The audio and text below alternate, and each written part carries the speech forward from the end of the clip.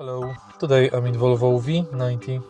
In this video I'll show you how to manage automatic transmission. In the beginning, press brake. Take a look in the center of the car. Right here we've got the automatic transmission lever. In order to switch from parking to reverse, press button located on the front of the lever and pull. Now, from reverse to neutral, simply pull the lever without pressing the button. Same for drive.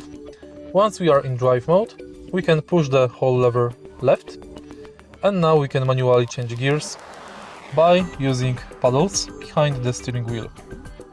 You can see current mode right here on the instrument cluster display.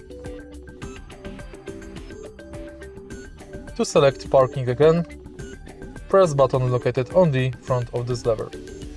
If you find this video helpful, please leave like, comment and subscribe.